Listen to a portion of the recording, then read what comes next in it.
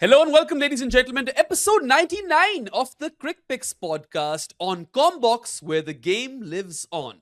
I'm going to be doing that fairly regularly now, so better get used to it. And for those of you who don't know what CrickPicks is all about, what we do in this podcast is that we take any generic cricket category and we draft our top 5 each for that category in a snake-style draft competition.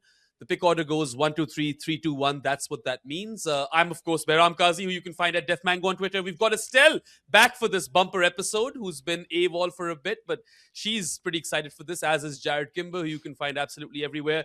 The topic has been suggested by our supporters on Patreon. They wanted us to pick our favorite cricketers of all time so that they can learn a thing or two about us. That's exactly what the message says. So how do you guys feel about that? I feel like this might be the only one where there are no wrong answers.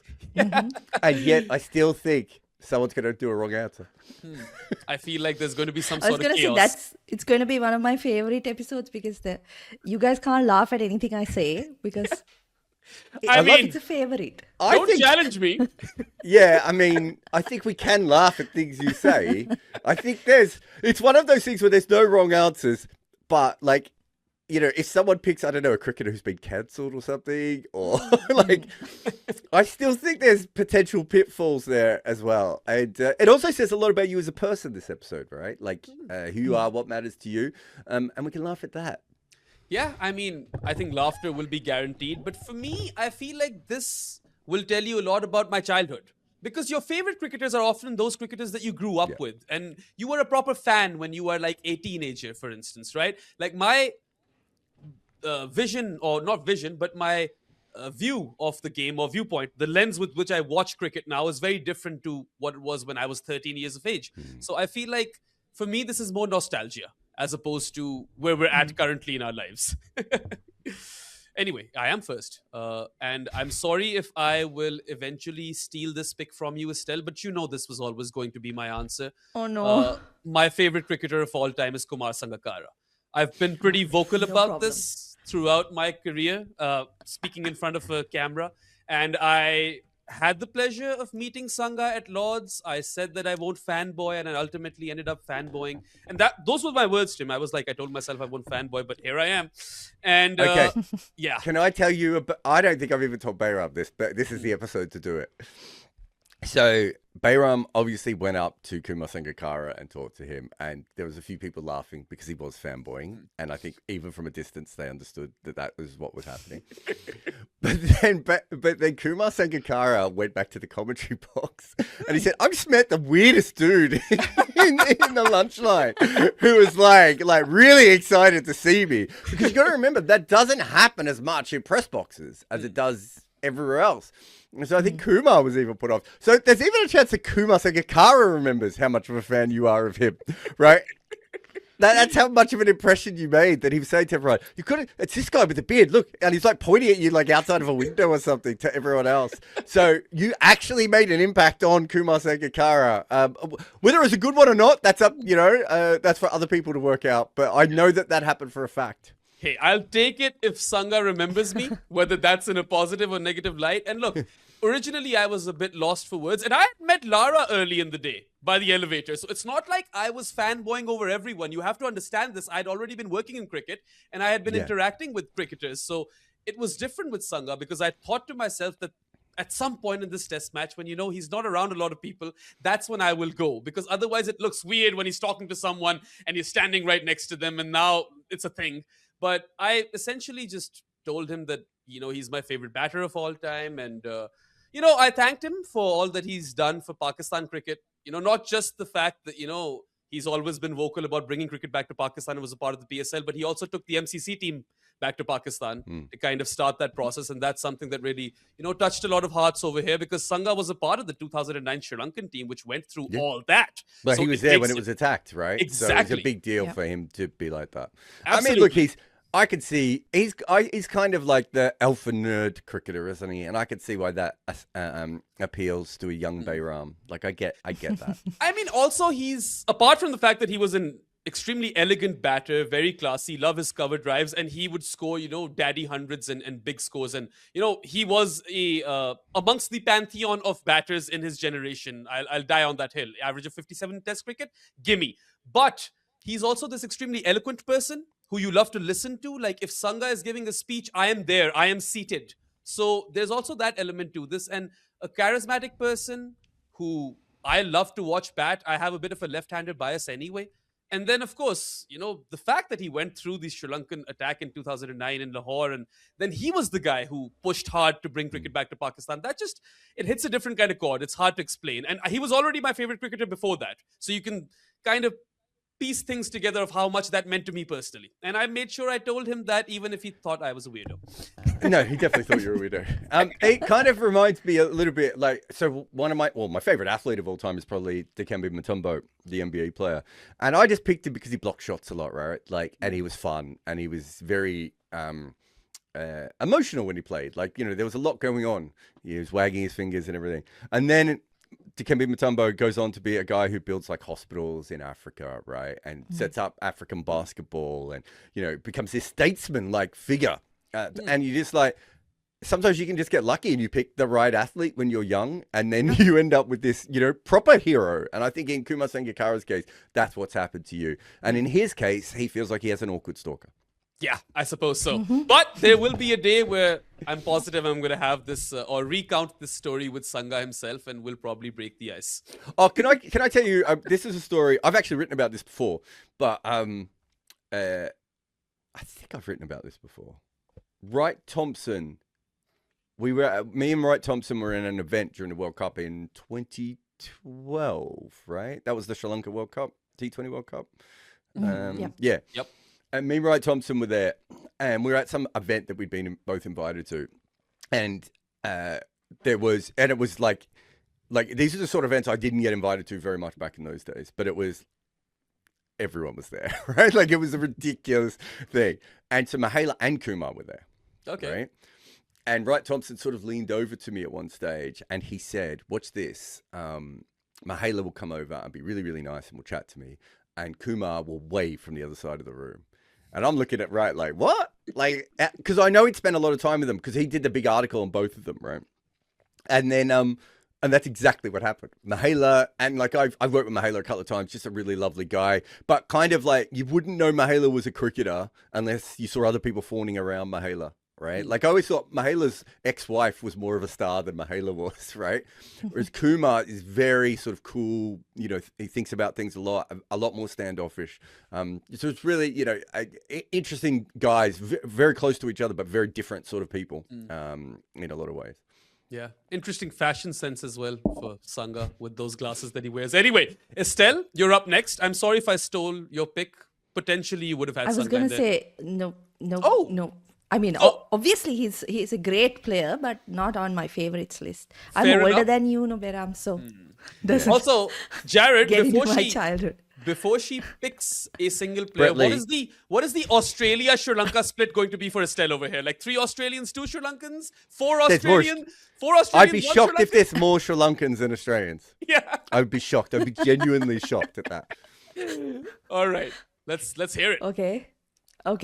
So I when I was going through the list, first of all, picking 5 was like a headache, right? So my first 3 are, I would say 3 who I really loved at different stages of my life.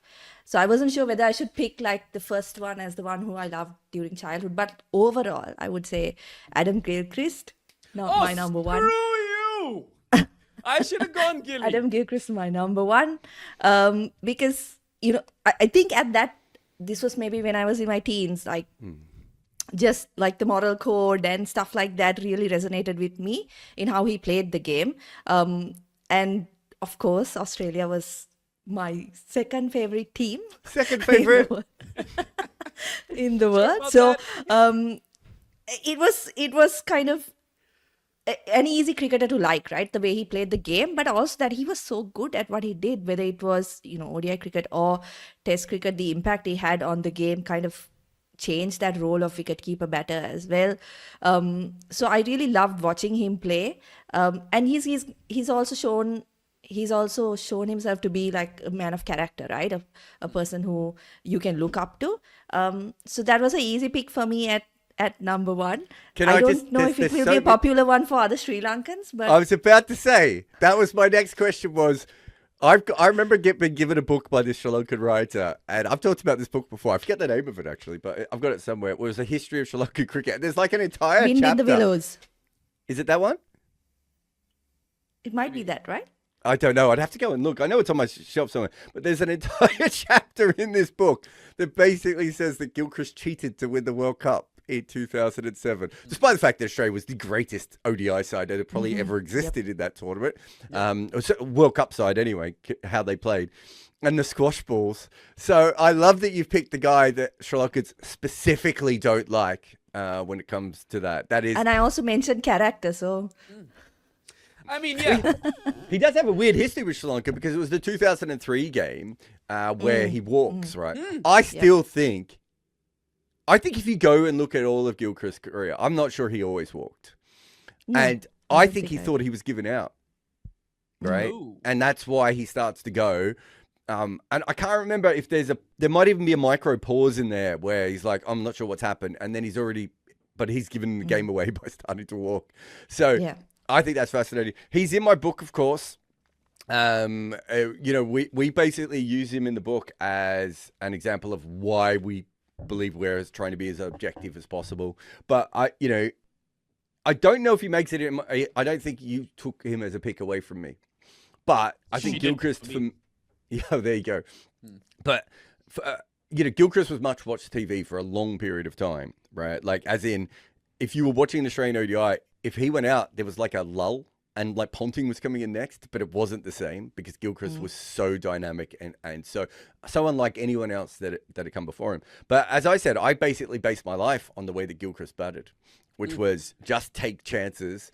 And forget it, and accept that like sometimes they're not going to come off, and that you're going to fail. And so in the book we talk about what would Gilly do, and it did change the way the reason I'm here now is in part because of how Adam Gilchrist is batted, and I've met him a couple of times, but I've never really had a chance to chat to him about that and discuss it. But now, I mean, that he's Behram's guy, so Yeah. sorry, Estelle's guy. So I can't even claim him anymore. I mean, I don't have the guts of Behram. I saw him. So when I was at the 2022 World Cup, he was on the same flight as me, and I saw him lining up for the business class tickets. I saw him collecting his luggage, and I did not walk up and say anything. Oh man. Well, you have definitely. Yeah, but stolen- Behram's absolutely shameless. Do you want to be the person that Gilchrist goes, did you see that weirdo who came up to me at the baggage claim? Yeah, I mean, that could have been a story. But look, Gilchrist was my second pick, surely. I should have thought this through. You are likelier to pick Adam Gilchrist as opposed to Kumar Sangakkara, and that's completely on me. I don't think Sangakkara is even in my top 20. Like, you had to pick 20. Wow. I mean, it's not anything to do with how Estelle good he was, hates Kumar Sangakkara. Blasphemous stuff. No, but for me, the rationale for Gilly was very simple. I'm in 11 or 12-year-old or 13-year-old, there and thereabouts, and I always switch the TV on when this guy is batting. I cannot miss it. He is just that dude, right? And he's a lefty as well, hard-hitting opening batter. Someone who I always thought to be very fun to watch even when he was wicket-keeping. He's the chirpy sort of bloke who, I don't know, his wicket-keeping was quite athletic as well. He could go for those diving catches, and he was just overall a great package to kind of witness in a cricket field. That came out pretty weird. And I love his commentary as well. I like to listen to Adam Gilchrist as well. So I'm not happy with this, Estelle. We will sort this out later, but you've stolen my pick. And you didn't talk about his bowling. That one wicket. Of course. I can promise you both that my next pick is definitely not stealing from either of you, and that you do not have this pick on. But I'm going to go Bryce McGain. I knew this. As my next pick. So you talked about the childhood thing. It's quite interesting. I think I'm just looking at the rest of my list. I think everyone else on my list is from childhood, right? Oh, there's actually one player who just misses out who's not from childhood, but everyone else is from childhood. But the Bryce McGain one's really interesting, of course. Bryce McGain is a guy who's playing club cricket in his 20s, late 20s too. And like when I say club cricket, he wasn't playing firsts. He was playing seconds, right? And then he starts to put everything together, gets picked for Victoria a little bit too soon, doesn't really do much. And then I think he was 29 when he made his debut for Victoria. And then it gets picked again for Victoria when he's like 34 or 35. And then goes on this long, torturous arc of Australia want to pick him, but every time they pick him, he's injured. And so he's not ready, and he's supposed to play against India, and that doesn't work, and he should have played home test, and that didn't work. And then he finally gets picked and goes to South Africa when he's clearly not ready. And of all people, Ashwell Prince and Jacques Kallis absolutely destroy him. And he never plays again. But for me, it's the guy who just keeps believing in the dream beyond anyone else. Like, I don't know if there's many cricketers we've ever... I can't think of many other cricketers in the history of the game who never played professionally at the age of 28 and had played a lot of second 11 cricket, who still thought they could genuinely play for Australia and was framing his whole life around it. He told me he wouldn't drink during test matches because he'd want to watch the test matches. So, he talked about, Warne and Murali and Mushtaq, and Sucklane Mushtaq and all these different guys who we would watch to try and get tips from, right? That's a dedication to something that everyone else has given up. And I think that there's obviously a parallel with my career in that, I only really start writing in when I'm 27. So it's very similar from that perspective as well. But yeah, he has maybe the worst debut in the history of cricket, and that's his only test and never plays again. But there's something wild about that. And, I was kind of a part of the whole journey. And Bryce knows about all this. And I was probably the first person to do a long sit-down interview with him. And he encouraged my career a lot as well. Like, so we've had this relationship. His son, I'm just outing his son here for no reason, but I think his son does my course as well. So it's, that I just feel like that for me was probably my favorite cricketer of all time. Also, so we don't ruin the entire episode of CrickPicks, I'm saying that Bryce McGain represents a lot of different Victorian cricketers. So I don't pick like 5 Victorian cricketers you've all never heard of. So Bryce McGain also counts for Ian Harvey and Matthew Elliott. So you don't have to worry about that. Or Graham Vimpani. At least you guys have heard of Elliott and, but yeah, so I think he sort of counts for all of those guys. Craig Howard as well. Or just random. I'm just pulling out names. It sounds like I'm making up people's names at this point. But I think, yeah, that was obviously a very big part of my life, was sitting down watching these guys when there was sometimes 50, 60 people in the MCG, right? And Bryce McGain, when I first saw him, I actually wrote this story. And I don't think it was his girlfriend, but it was like a girl that was clearly, there was some... I don't want to get into the full details, but there was a girl at the ground who clearly was interested in him. And I was at that stage also going, this guy should be playing for Australia. Like, he's the best spinner in Australia at the moment, even though he's a 35-year-old random guy. And I happened to be sitting like 2 meters from this random woman who clearly had been dating him or had been seeing him or whatever the relationship was. And I ended up writing a whole article about sitting next to someone who has a relationship with a player. All that sort of stuff that I've gone on to do afterwards. Like, if you go back and have a look at the early Bryce McGain chronicles, and I probably wrote like 30,000 words on this random dude who played 1 test. A lot of what I ended up doing as a professional writer comes from Bryce McGain. Yeah, I mean, I had an inkling that you might go for him because I remember we did a footmarks on Australia's spinners, right? Post-Warne spinners. And we spoke a lot about Bryce McGain. And I feel like one thing that really sticks out for me personally is that he is someone who never gives up. I know he doesn't take a wicket in the solitary test match that he plays, but it's a story of perseverance in a way. And I feel like that kind of resonates with you too. That's kind of what draws you to him, maybe. Yeah, I kind of like misfits who make it later in life, because I'm a misfit who made it later in life, right? Yeah. Estelle's a misfit who made it later in life. Behram's a misfit who made it later in life. It's the children who work for us at good areas that I absolutely despise. Yeah. But there is an element of that, because I think, I went to film school when I was 26, 27. And the most interesting people I went to film school with were the people who were 25, 26, 27, 28, 29, right? Because they were people who'd already lived a life and like, no, I have to do this.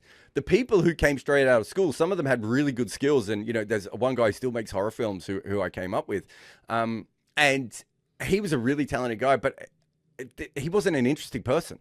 Do you know what I mean? There was no, he was just a guy who had filmmaking skills, right? And Bryce McGain is nothing else, an interesting person in that he has to ask for leave from his very decently paid job to be a professional cricketer in Australia in like 2008, 2009, when Australia's completely professional at that point. And Bryce McGain's like, yeah, I've just got to stop doing my IT job so I can come and play for Australia. I've got to go on a tour with India. Is it okay if I get this time off?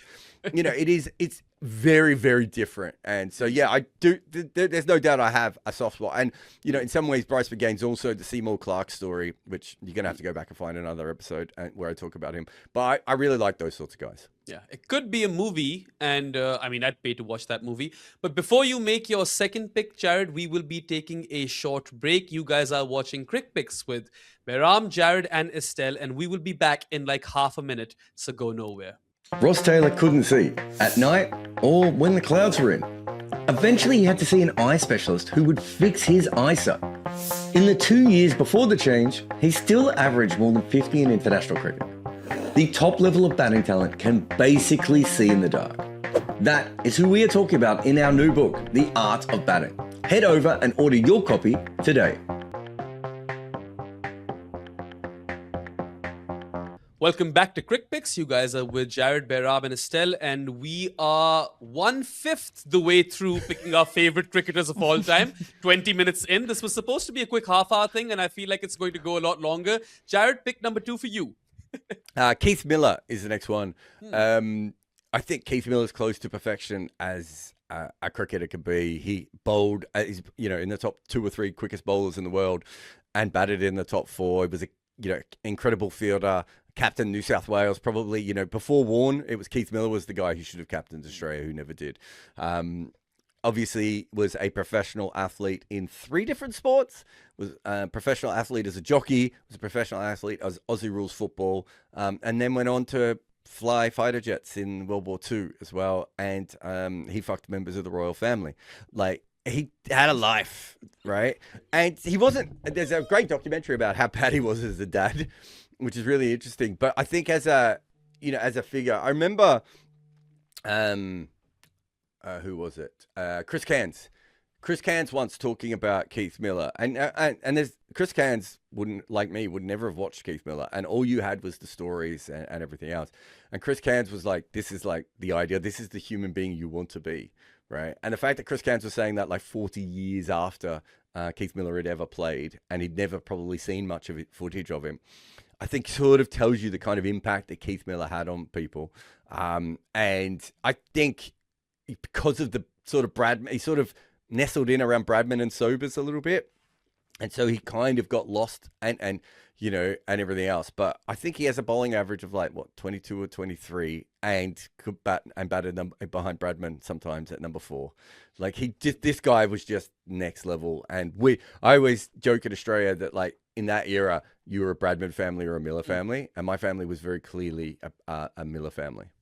Yeah, this has been discussed quite a few times on the show, and I feel like a lot of our viewers and listeners will know that the Kimber family was a Keith Miller family. But, as someone who, before good areas, of course, I was a cricket nerd back then as well, but the knowledge gained has been exponential, right? Like, you learn about guys like Seymour Clarke, for instance, right? And Jim Fort. But Keith Miller was just a name that I had heard. And now I understand the cultural impact that Keith Miller had on Australia. And I find that very fascinating, right? Because Bradman is the guy everyone knows about. Keith Miller is the guy who people must have only heard of, but don't know what sort of a social sort of impact he had.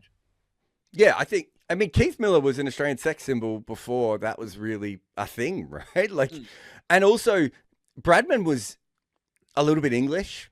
Like, as in, if you listen to Bradman giving speeches and everything, he's obviously Australian, but he seamlessly sort of fits in with that sort of English upper crust society when he has to.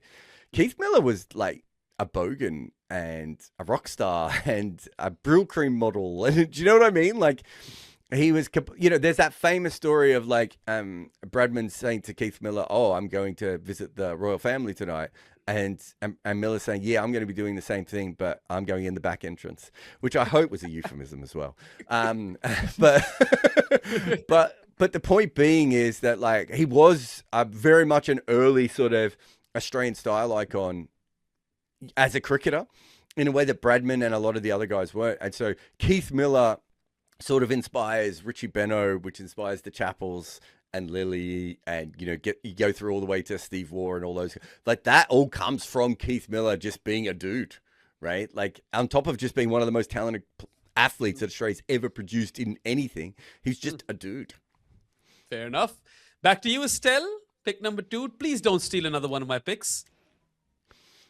She's going to do it, isn't she? I don't think. No, I was going to pick Michael Clark. Okay, then. It has happened. I'm kidding. Oh my God, I wrote that down because I was 100% sure she was being accurate. Is it Brett Lee then? No. If not Brett Michael Lee it Clark? is. No.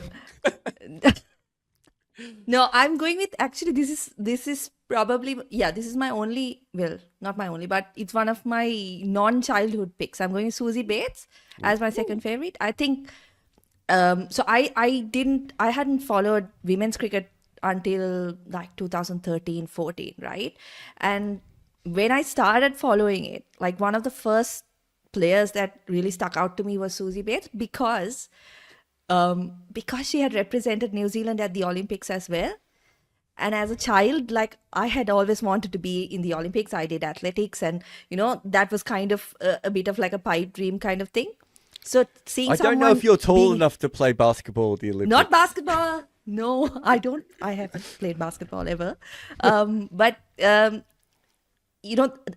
me, it was kind of mind-blowing that you could be like amongst the best players in 2 major sports in your country and represent your country in, World Cups and the Olympic Games and things like that. But having watched her over the next decade and a bit, I think also as a player, she is such an incredible leader, and that really comes through in the way she plays the game, right? Like, I think people who probably watched her in the last 5 years wouldn't be too impressed by the kind of performances she's put on.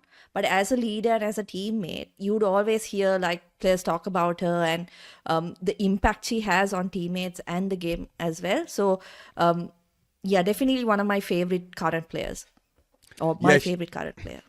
So she's probably in the fringe of my top 10, I think. And again, as you say, like, so I'm sure I've told this story, but we went to a women's game at Beckenham recently, and she was there, and it's the first time I've met her in person outside of like press conferences and stuff, right? So I've chatted to her a little bit and everything, but it's the first time I met her, and I don't think I even had factored in how much of a fan I was until I went up. And like, I was nervous going up to talk to her in a way that I would not be nervous to go up to Sunil Gavaskar, right? There was something about it. And I think she was, Estelle talked about her leadership. She was just a great captain. Like tactically, she was so, her ability to read the game was that sort of, a Brenda McCullum, Owen Morgan, MS Dhoni sort of thing where you're just like, why is she doing this? And it's like, oh my God. Like, and she's playing it like it's a video game at times, like the risks that she would take. An incredible player. And like, I wouldn't say we're friends or anything, but the ability to, interview her for the book and everything, and go up and chat to her at the grounds. Look, I think she's just a fantastic athlete. And she's also an incredible, like she's probably too humble, right, Estelle? Like, I think she really doesn't have the ego of someone like her should have, and it's a little bit disappointing if I'm being honest. I kind of wish Susie Bates was a bit more of a dick. Well, I mean, I think humility is a great trait, but this is a multi-faceted sportswoman, right? Like she's not just a cricketer either. So I understand how, she was up there for both of you, and that means it's my turn again as well. Okay. There are a few players now that I'm confused between, because obviously there are a lot of favorite cricketers that we all have throughout the course of our lives, and Estelle took Adam Gilchrist from me, so that leaves me a bit, confused. But here's Brett Lee or Michael Clark. No, I'll go for a vanilla pick. Pick number 2 for me is Wasim Akram. And I haven't watched Waz's career all too much, by the way. I've caught the last couple of years. That's it. He was shit then, by the way. Yeah, I mean, but, it's weird because, you grow up listening to the name a lot. And, of course, Imran Khan is another one of those names. But Wasim Akram was the guy I went to YouTube and watched all the highlights of. And I remember his spells. Like that one game where New Zealand have to chase nothing in the final 10 overs. And they still win, but Waz is bowling reverse swing and he's unplayable. And then, of course, 92 World Cup highlights and the back-to-back wickets in the final. And then the persona off the field, he's a funny guy, to say the least, right? Like, he's a character. One of my bucket list items is that Waz has a chat with me in the morning, right? Like, as is the meme, or as the meme goes. And he was literally magic. Like, that bowling action, as much as you try to mimic it, even if you're bowling right-handed and try to mimic it, I just couldn't quite ever manage it.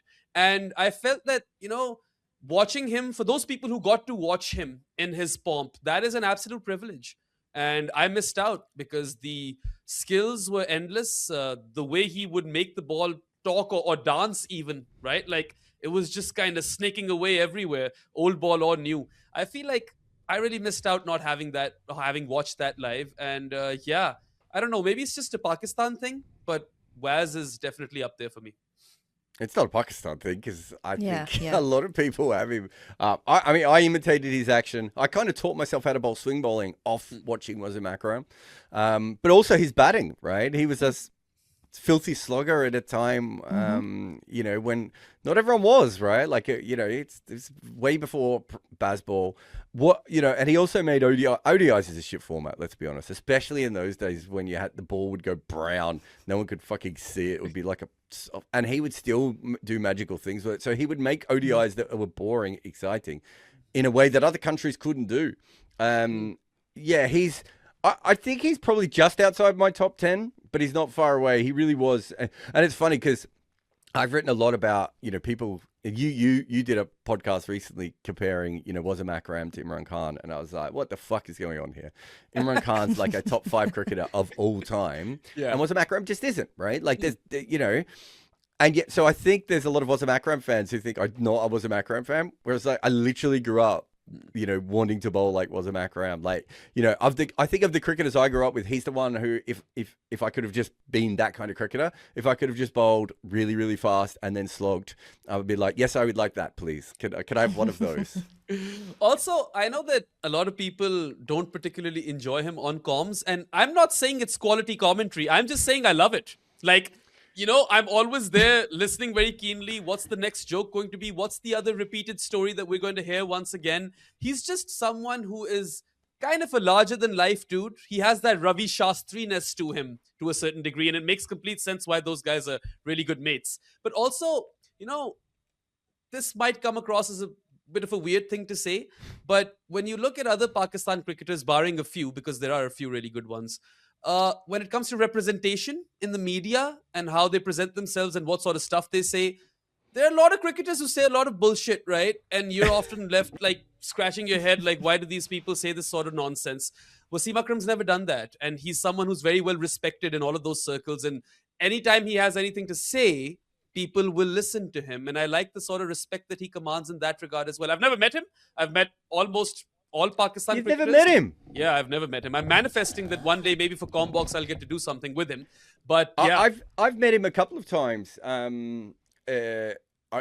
really like him as a person. Like, I find him, of the big stars, there's a lot less bullshit around Wasim Akram than there is with some of the other guys. In some ways, and I don't think him and Warney always got along that well, but him and Warren were the two where you just like, and I talked about Mahela earlier. They kind of feel like normal guys who happen to be really good at cricket. Whereas obviously that's not the case with everyone else, right? Like, and which is fine. We just said we wanted Susie Bates to be more like that. But yeah, I think I always felt Wasim Akram to be really, really. The first time I ever chatted to him, I was yelling at the TV because someone was saying something wrong at the TV, completely oblivious that there was other cricketers behind me. And Wasim came up to agree with me, right? Like, and he could have easily been like, "Who's this random guy I don't know?" Like having a go at some famous cricketer. And instead, it was the opposite. And he was like, yeah, no, and so I've always found him, in the 3 or 4 times that I've interacted with him, just a very chill guy for someone who wouldn't necessarily, you wouldn't always, think he would be chill, because obviously, being in Pakistan and being that kind of level of famous can't have been an easy thing. Yeah, plus he was always a fierce competitor on the field, wasn't a chill guy over there. So, no. I mean, I feel like he's the sort of bloke I'd really like to hang out with someday. And he was pure magic on the field. Anyway, I've got another pick now. So I've gone Kumar Sangakkara and Wasim Akram. I've stuck with my left-handers. Is it time to go rogue? I suppose it is time to go rogue. And this is part childhood pick, part adult pick. And I'll give you all the rationale. For me, pick number 3 is Jimmy Anderson. I think I've been pretty vocal about my love for him as well. He was my favorite bowling action of all time, and these guys took the absolute piss out of me. I still think it's one of the best bowling actions of all time, by the way. Really, really smooth. It's poetry in motion. And then the adult part of, loving Jimmy, because I liked him from the word go. When he wrecks Pakistan in the 2003 ODI World Cup, I liked Jimmy back then as well, with the funky hair, with the color in it. Love that guy. But that's not where he, hones his craft and, masters his art. He's someone who transforms with the times. It's a swing bowler, essentially, who goes on and picks up the wobble seam delivery from, Mohammad Asif or Stuart Clark. And then he perfects the wobble seam delivery to a point where he is probably the greatest exponent of that skill in cricket thus far. And then he makes it mainstream. So other people start picking up the wobble seam delivery after Jimmy Anderson starts, wreaking havoc with it. And I had the honor of covering his last test match at Lord's. That meant something to me. Watching him, swig down that pint of Guinness in front of a full audience was fun. And then just kind of picking his brain in the press conference, talking to him about the future. I asked him about the coaching role thing, and he was like, yeah, I'm probably going to transition. He made it quite evident that he didn't want to retire in as nice a way as possible for a grumpy bloke like Jimmy Anderson. I feel like he was quite civil about that entire ordeal.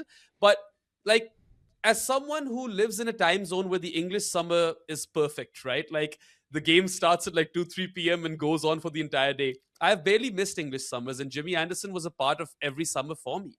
And I, till the very end, loved watching him bowl. In fact, my first ever assignment, from a stadium, in a press box, was the Rawalpindi test where Jimmy Anderson bowled and England scored 500 runs in the first day. That was my first day on the job. So there's a lot of stuff over there, or, I could unpack a lot more, but I just love the guy. And it's less to do with his personality and more to do with, the sort of cricketer that he was.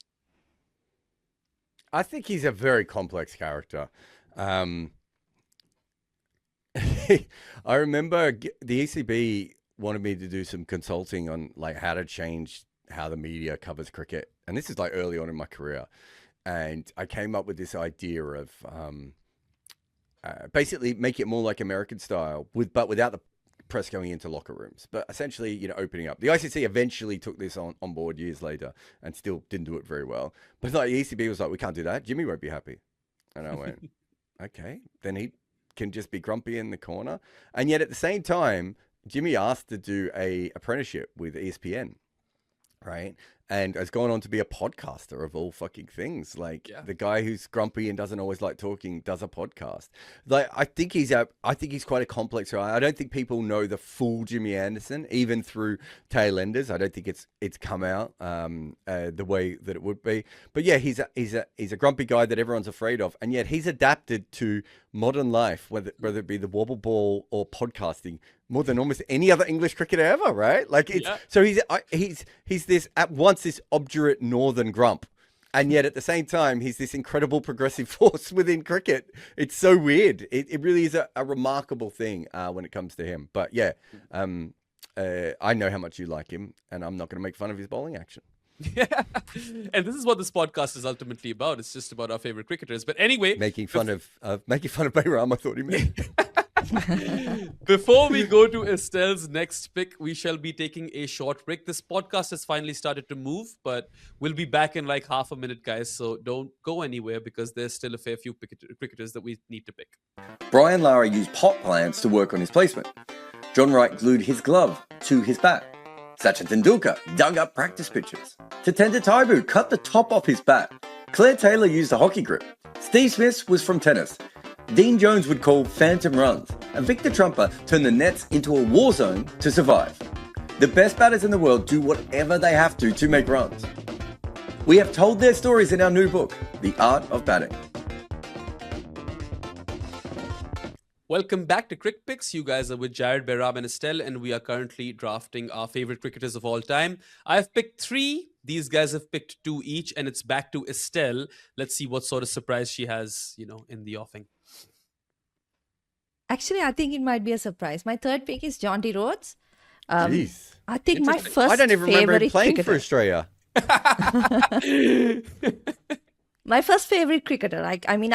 That's my earliest memory is probably that run out in '92, from watching that World Cup. How old Just were you such a- in 92? I was 34. 3. Wow, great memory. But it's Estelle. like I can't remember the World Cup or the match. Or maybe I can't actually remember it happening in the game, but that run out was something that I remember from childhood, right? And just the athleticism, I remember. So I have an older brother who used to play cricket. He's like 7 years older to me, so he was very into like his school cricket, right? And I used to play with him. And like Which I school? remember just Which trying. school? Not one- not a famous, not the Okay. St. Thomas's or Just Trinity. checking. He was at Wesley College. So I remember like watching videos of Jonty and like the drills he used to do. Like one particular one is that he used to turn his back towards a wall, get someone to throw the ball at the wall and turn around and catch it. Things like that, like that I used to try to do as a child, right? And the diving and stuff like that. So he's one, I think, that really made me want to play the game and made the game kind of really interesting to me as a child. So that was my dilemma. Do I pick him at number 1 or not? But Gilchrist is, I think, all time my favorite.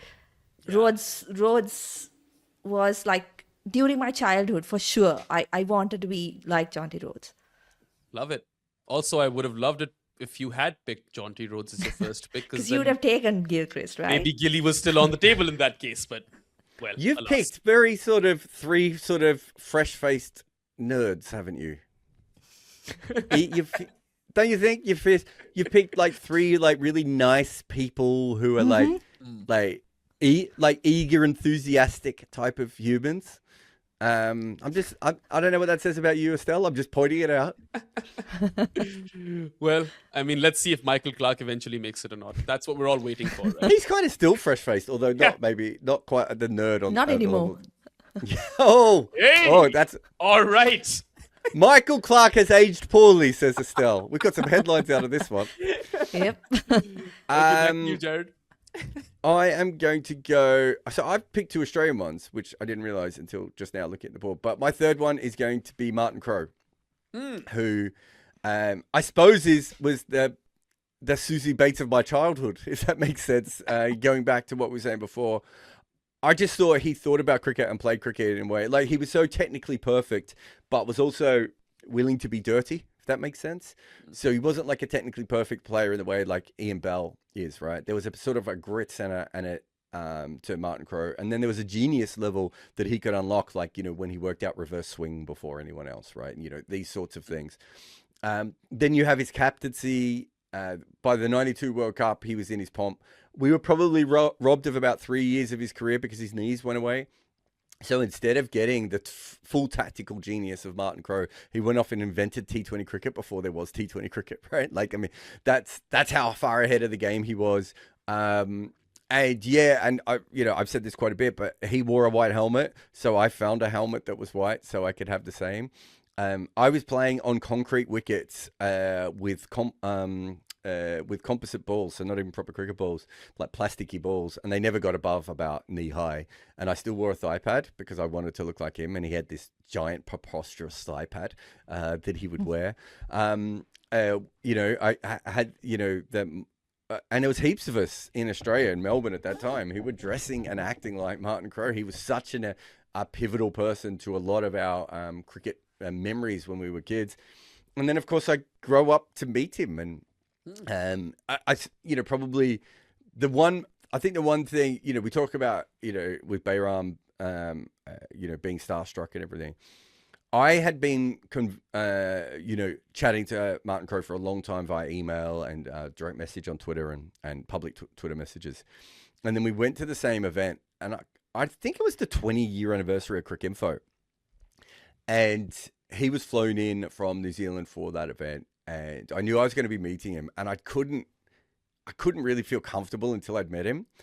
And I was in the hotel at like some big Indian hotel where the event was. And there was this packed lobby and everyone was there. And I suddenly hear, Kimber! Kimber! And like I turn around and Martin Crowe was just like running around people and jumping over them, and he's like a foot taller than half the people there, right? And at this stage, you know, the cancer had set in, so he had the big, like, bald melon, and he's just screaming my name and running across, and like, we never met, and he just gives me a hug. And I got to spend a few days with Martin Crowe, and I remember talking to Mark Nicholas about this, about like, I could meet Warren, you know, and had met Warren and had met Lara and all these other players, but Martin Crowe wanting to be my friend was the most uncomfortable thing that had ever happened to me, because it's so hard to be a friend with someone who you dressed up as when you were 10. Do you know what I mean? Like, it was such a weird thing. And so, yeah, but so Martin Crowe played a big part in a lot of my career. And, you know, I'm still quite sad that he passed on at a point when I was still uncomfortable. And I think over time I would have eventually gotten past that. But he was desperate to be my friend. And I was just like, but you're Martin Crowe. I don't know if you could be my friend. Well, I was remember... just thinking while you were telling the story that thank God that first meeting didn't happen in Sri Lanka, because him shouting your name out would not have gone down well in a Sri Lankan hotel. That's a joke just for our Sri Lankan fans who know Yeah. exactly what that means. Those of you who have been watching CrickPicks quite regularly, you will know what it means. And yeah, here's a nice little Easter egg in episode 99, right? I'm pretty sure in Mumbai it was okay. I think we were okay in Mumbai, if I remember correctly. Yeah. But So I have him. Yeah, go. Sorry. Just on Martin Crowe, I remember when the 2015 ODI World Cup was happening in New Zealand, there was a video that came out where he really wanted New Zealand to win, and it was kind of like unfinished business for him back from 92, right? And I was obviously rooting for New Zealand. Everyone but Estelle was probably rooting for New Zealand in that final, right? So it kind of like made me feel really sad that never happened. And then, of course, he passes on. But, you know, you can feel very fortunate, Jarrod, that one of the people on your list is someone who you knew personally. Even if you were awkward around him in person, he was your mate. Weirdly, two of the people so far have been on my list. True, Bryce that Blaine as night, well. when they lost in 95, 2015 World Cup. Oh, yeah. No, Okay. 2015. So he came out, and if you have a look, and I think CrickInfo have taken it all down, but me and Andy Zoltzman had a show, and Martin Crowe still came up and made jokes afterwards about things. So it was the last time I saw him, which was like literally an hour after the 15 World Cup, and he gave me a big hug, and we all knew that it wasn't going to be long after that. He was quite ill at that point. Just weirdly enough, actually, so I know Martin Crowe and I know Bryce McGain. Keith Miller died when I was working for Qantas, and I was being trained in the city, and he had his funeral at this big a place not too far from where I was being trained. And so I went in, not the funeral, the ceremony, I should say, but I went to go and have a look because it was open. You could just walk in, right? And he was like, it wasn't like there were like tens of thousands of people there. It was, you know, maybe about 1,000 people, and you could have got in. And I went up the stairs, and I was like, oh, I don't know, this doesn't feel right. I'm not sure I've earned this, and I left. So I weirdly have a relationship one way or another with all three of these guys. Well, if I think about it, I met Sangha at Jimmy's last test. I went to Jimmy's last test to cover it, and Waz is just that one cricketer over here that I haven't really had any interaction with. Estelle plays Sudoku with all three of her. Also, I don't know if you can Scrabble, Wordle. actually. It would be Wordle. No. Scrabble. Yeah. I find it fascinating that you brought up the reverse swing thing with Martin Crowe, that he's one of the few people who figured it out.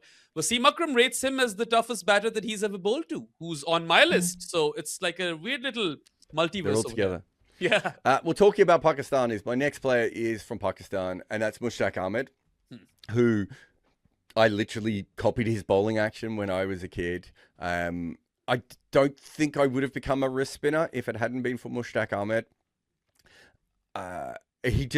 For me, he seemed to come from a different universe. Australian cricketers were always trying to be cool or masculine and, like, you know, really manly. And Mushtaq Ahmed was a manic pixie dream girl type cricketer. Like, he just looked like a little kid who got lost, and like those big chubby cheeks and that ridiculous camp action that he had. And he was so skillful. And it was sad for me that I think he was probably a better bowler when he got older, and Pakistan stopped picking him. When he was at his absolute best was probably when he was playing for Sussex. And I would follow the scorecards in Sussex. And he put up like video game numbers for Sussex and changed Sussex cricket forever from something that wasn't even a centre of cricket to something else. And Someone I don't think I've ever met him or bumped into him at all. Outside of seeing him sometimes when he was coaching on grounds, and I've been at the grounds there. But so I don't know what he's like or anything. But for me as a young kid, I don't think I become a leg spinner if it isn't for Mushtaq Ahmed. And he was certainly my hero when I was a kid. Yeah, I've actually had a few interactions with Mushi, in press boxes. Not press boxes, press conferences, because he's always part of the coaching staff of some team, right? Like, that's a constant with him. He's working somewhere. If it's not franchise... They don't always let him do the press conferences, though, because the man can be a bit loose. Yep. At times that has also happened. He's been with England, Bangladesh, I think Sri Lanka, maybe even at some point. I'm not sure about that one, but PSL franchises as well. So he seems to be a gentle person who... also doesn't like to lose, is what I've heard. Like, Mushtaq Ahmed will want to always win. He has that in him. Very fierce competitor. I think one of my favorite ones was when him and Warren would go up against each other, and they were just determined to destroy each other. Right, whether they were batting or bowling against the, and I love that about, Mushtaq Ahmed. Yeah. Also, like, the action is interesting. You've picked him a fair few times on CrickPicks. Now you know that we're 99 episodes in. I feel like every time he's been picked on the show, it's been by you. So I'm not particularly surprised. Also that you're a wrist spinner, so that makes complete sense. And now we are back to Estelle? Back to me. I'm trying to work on out theme. I'm trying to work out what Estelle's, what the least surprising, what the most surprising next pick from Estelle would be. Right? Like, what would Elise be her... Perry. At least another clean face. See what I'm saying? Yeah. That's why I said on theme. Do you only like nice people? What sort of a freak are you? It's weird though, because like when I watch cricket, like if I take Sangha for an instance, right? I used to hate it that he didn't celebrate and wasn't in the face of like the opponents or anything like that. It used to really bother me. Like, why aren't you celebrating your hundreds? Why aren't you like throwing your hands around and stuff like that? But it seems like, the names I've gone with, I like the opposite. I don't know. So, if I look at the people I picked before, like Perry's probably the best athlete by a mile, right? Like, she's a freak athlete, isn't she? At 34, 35, she's still... to be fair, you've got 4 freak athletes on your list. There isn't anyone there that's not a freak athlete. Yep.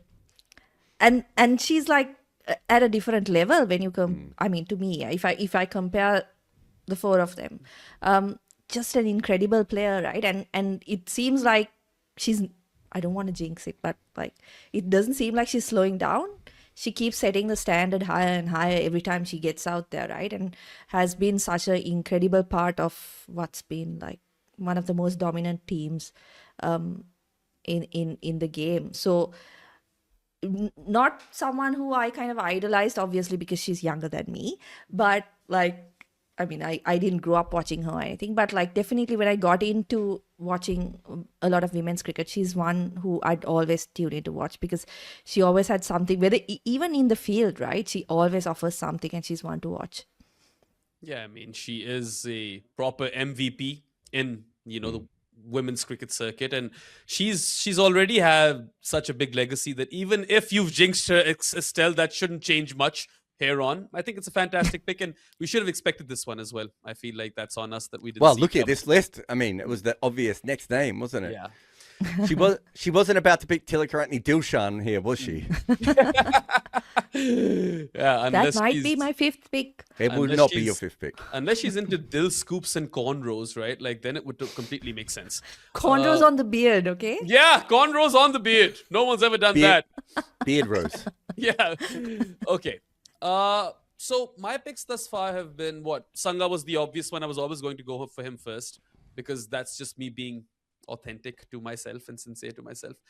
Then I've gone for 2 fast bowlers, left arm, right arm. Both have the longevity element in them. Like Waz and Jimmy just went on and on and on forever. Those are like 2-decade-long careers. I feel like now I need to go for a batter. And the most obvious choice for me at this point, because Sangha's already gone and Gilly has been kind of taken away from me, I'll go Inzi Mamul Haq. He's going to be my 4th pick. As I mentioned, only caught the tail end of Waz's career, right? But Inzi I saw a lot of. And that is a Pakistan team which is in flux. And all of a sudden, the bowling attack is gone. You're totally relying on Shoaib Akhtar, and the other guys are like Mohammad Sami. Rana Naveed was all right. I didn't mind Rana Naveed. But you're relying on Inzi, Yusuf, Yunus, those three guys to score all the runs for you. And Inzamam was the captain of that team. Him and Woolmer, that partnership was the first time where I felt like, you know what, that cricket team really meant something to me. And boy, did that end poorly, right? Like, I've had a traumatic childhood, guys. Inzi gave you a certain level of comfort and confidence that no, he's still there, something will happen. And his last 3-4 years were like extremely consistent. He was scoring runs for fun, whether that be Test cricket or ODIs. At least that's my memory of it. I haven't ever gone and looked back at the stats. And someone who had that lazy elegance, a lot of time to play his shots. The way he would butcher spinners down the ground after using his feet was something that I absolutely adored about him. And he had teddy bear energy as well. Right? So that was something that I grew to appreciate. Although one thing that I disliked about Inzi is that in like the last year probably of his career, it seemed like as captain, he was kind of imposing religion onto his players. I don't know how true this is, but that's what it came across from a distance. And you know, I'm never a fan of imposition, and I'm not a religious guy. So that doesn't fly well with me. But overall, if you look at the persona, very well respected, someone who people adore, someone who's just got that innocence when he talks as well. I don't know if you guys have ever heard him kind of break the game down, but it seems like a very like excited child who knows a thing or two about the sport. He's got like a sing-song way of talking, doesn't he? Yeah. There is something quite interesting about him. Look, just a fantastic player. He's in our top 50 batters of all time.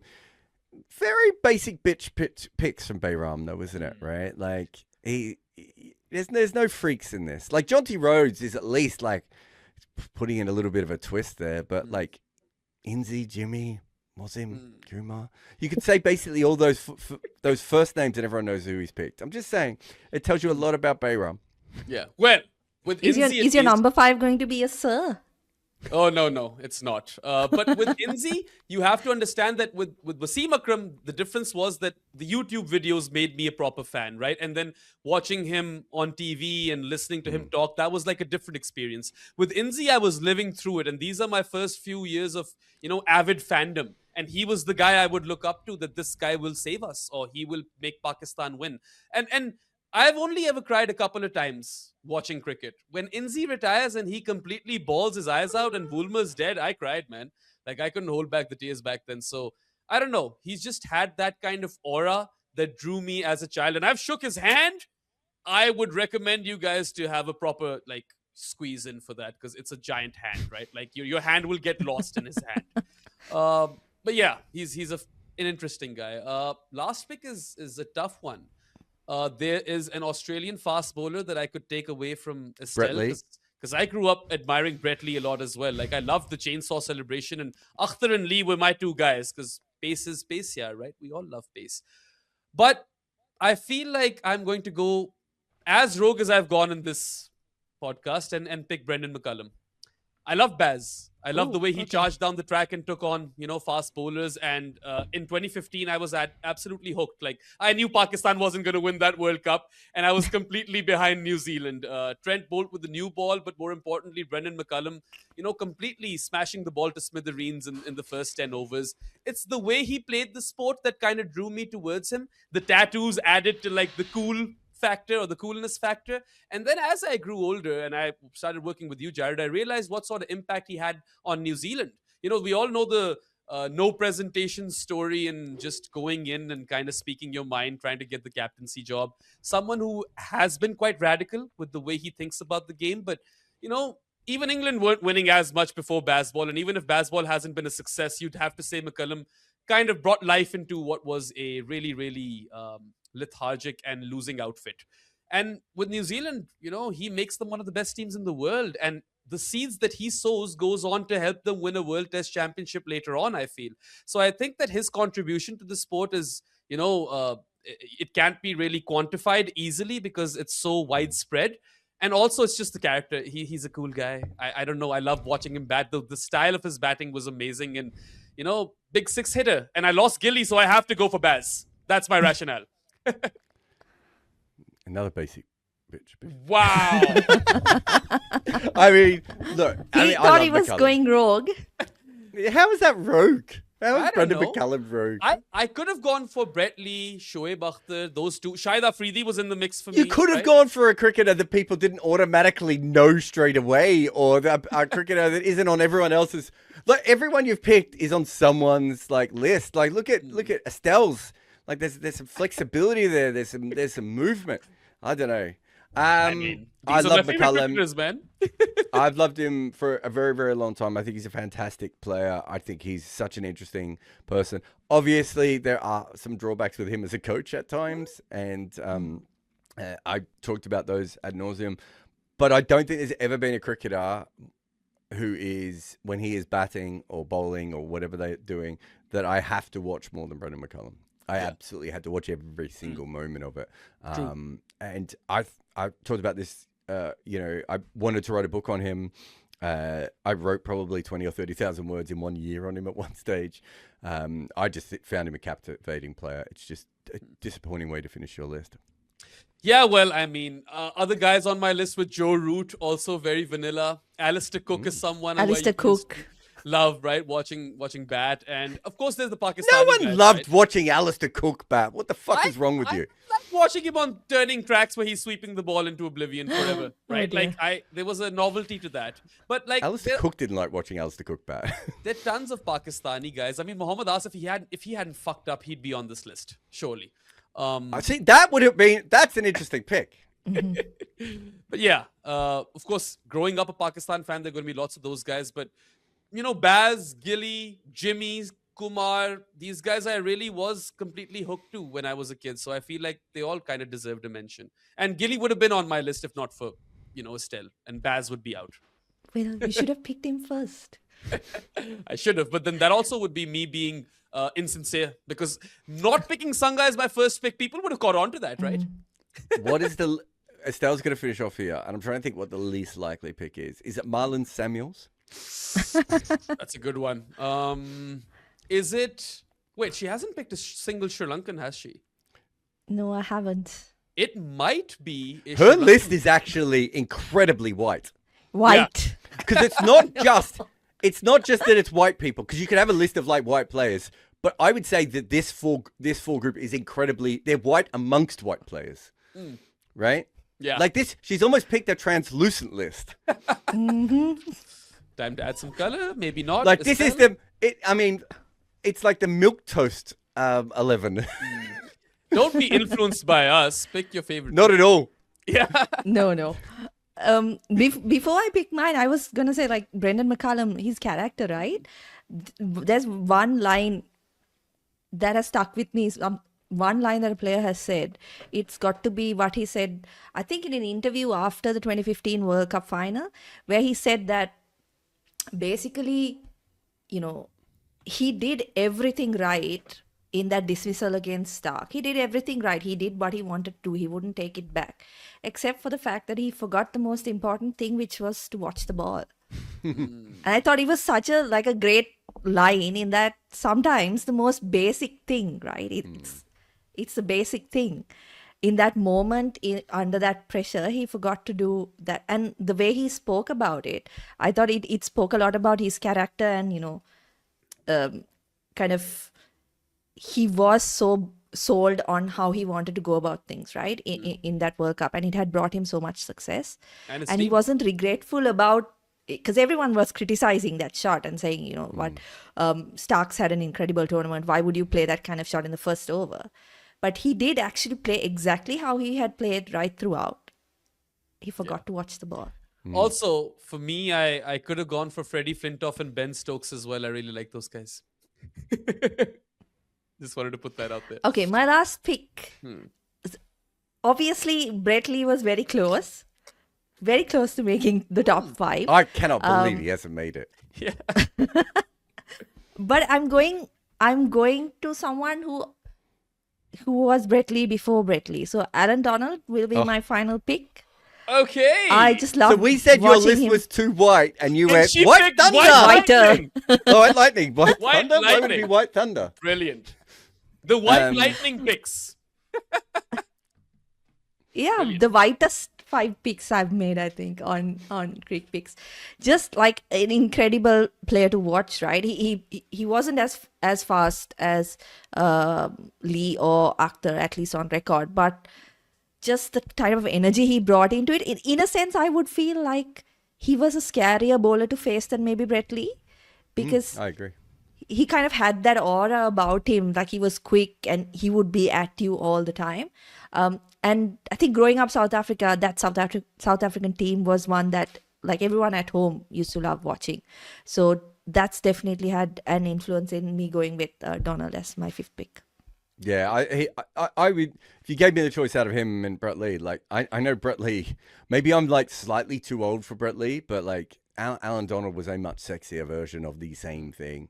The fact that also, if you grew up in my era, you kind of heard about him before he appeared, because, we weren't watching counter cricket or anything, so we didn't know. And there's this rumor of like the fastest bowler in the world is this South African, and all these different things were going on.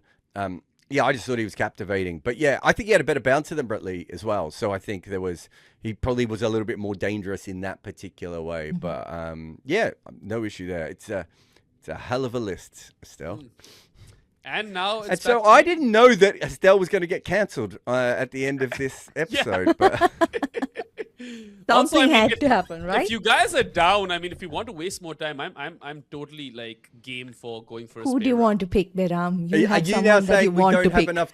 Is that because we don't have enough time to do the footmarks we were supposed to be recording? Well, we can still do 1 foot marks, I suppose. Depends on your schedule, but yeah. No, I think we better, let's just finish this at 5. I think it's more fun to go that way anyway. And also I want to see you squirm a little bit. But I'm going to pick Curtly Ambrose as my 5th player. I think I didn't grow up during the peak 80s West Indies, so Curtly Ambrose is my sort of peak as far as, watching cricket. There's a lot of, Richard Richardson's very high up on my list as well. I absolutely loved him as a kid. But Curtly Ambrose was just a more fun version of McGrath, right? Like McGrath is kind of like the boring office worker who does really well and ends up with his own, business. And Curtly Ambrose was more like a WWE heel. Like, he never spoke. He had this incredible presence because of it. Like, during his whole career, we had no idea who Curtly Ambrose was or what he stood for. All we knew was that his mum rang a bell, right, when he took a wicket, and that he did a lot of staring. Like, he committed to that bit, unlike almost any other player outside of Andre Nell we've ever seen. Where he's just like, no, on the field, I am this dude, right? And like, I don't think most of the people who played against him ever knew that he was like this piss-takey guy with like dad jokes who was in a band. And do you know what I mean? Like, it never... Like, if you would have told someone in like 95 that Curtly Ambrose was in a band, it'd be like, they must be like a really intense musical group. And then you listen to his music and you're like, that is not an intense, it sounds like the sort of band you'd have at your wedding, right? Like, it's not like that at all. And so he basically trolled all of cricket, right? And on top of that, he was so skillful. His accuracy, his ability to move the ball in both ways. He had a better bouncer than McGrath. He was faster than McGrath. I don't think there's much between them as a bowler. I think McGrath was probably a little bit better for a little bit longer, but there's not much between them. He's one of the greatest bowlers of all time. But again, a bit like Keith Miller, because he sort of comes on the end of all those great West Indians. And it was probably just before the point where we all watched international cricket.